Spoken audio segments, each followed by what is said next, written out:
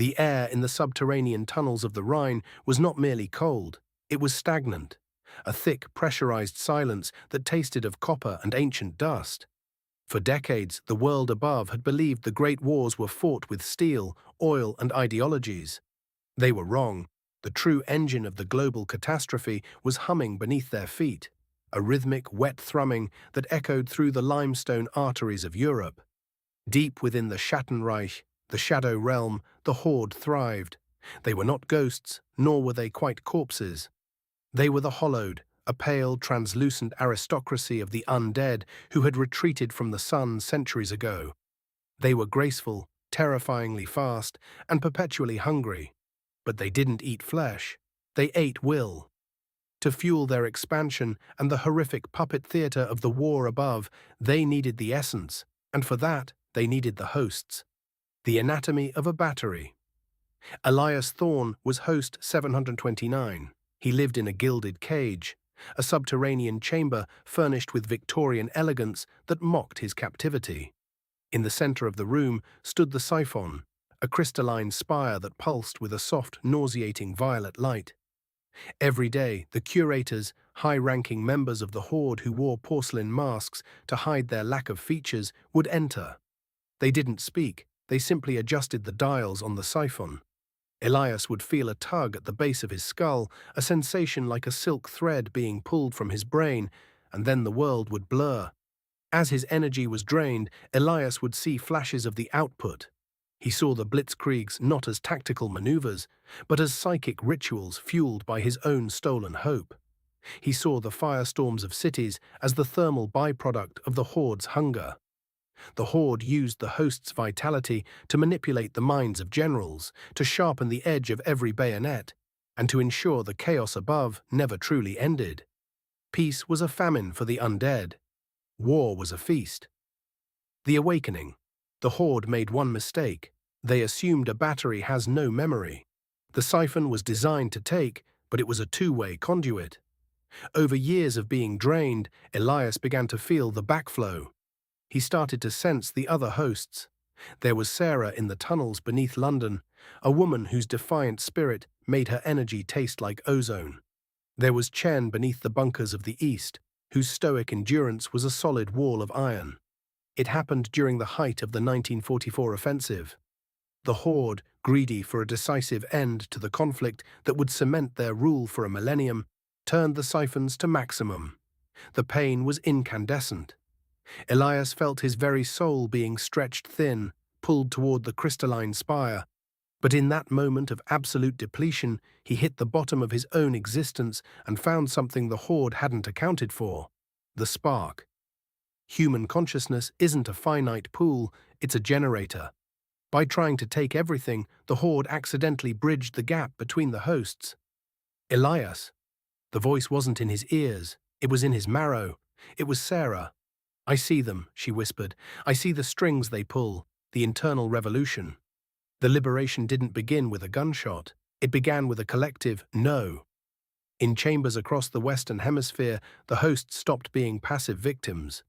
When the curators came to adjust the siphons, they found the hosts staring at them, not with the glazed eyes of the dying, but with a terrifying, unified clarity. Elias focused. Instead of resisting the pull of the siphon, he pushed. He flooded the machine with every ounce of his suppressed rage, his grief, and his love for a world he hadn't seen in a decade. Across the network, the other hosts did the same. They didn't just provide energy, they provided intent. The crystalline spires began to vibrate. The violet light turned a searing, holy white. In the command centers of the Schattenreich, the undead began to scream. They had spent centuries refining a system to consume human emotion, and they were now being drowned in it. It was like pouring molten gold into a wooden cup. The collapse of the shadow. The effect on the surface was instantaneous. In the midst of the most brutal battles of the war, a strange clarity washed over the combatants. Soldiers dropped their weapons, suddenly unable to remember why they hated the man in the opposite trench.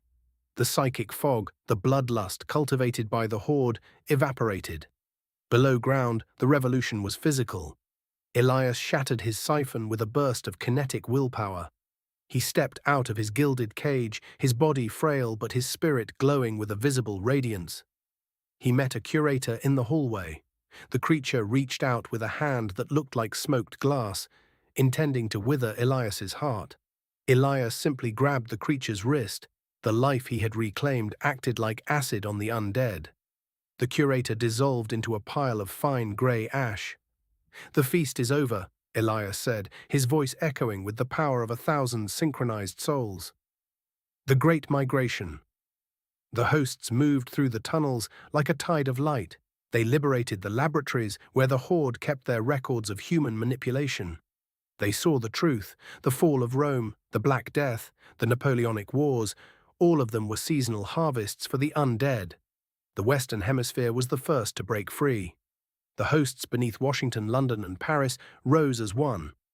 They didn't need armies, they simply severed the connections. Without the energy of the hosts, the Horde's physical forms could not maintain their cohesion.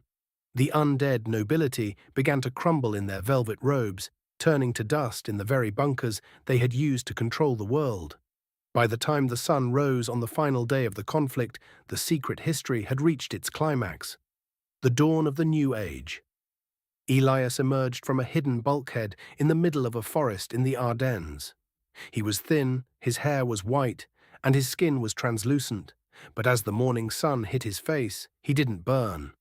He felt the warmth. Behind him, dozens of others emerged, the liberated. The world above was still scarred, cities were in ruins, and millions had been lost to the Horde's war. But for the first time in human history, the strings were cut. The puppet masters were ash. The hosts stood on the ridge, looking down at a valley where Allied and Axis medics were, for some reason they couldn't quite explain, working together to tend to the wounded. The psychic weight had lifted. The air was just air again. Elias looked at Sarah, who stood beside him, her hand glowing faintly where it touched his. "What happens now?" she asked. Elias looked at the horizon, where the smoke of the old world was clearing to reveal a bright, terrifyingly honest sky. "Now," Elias said, "we tell them the truth. And then we finally start our own history."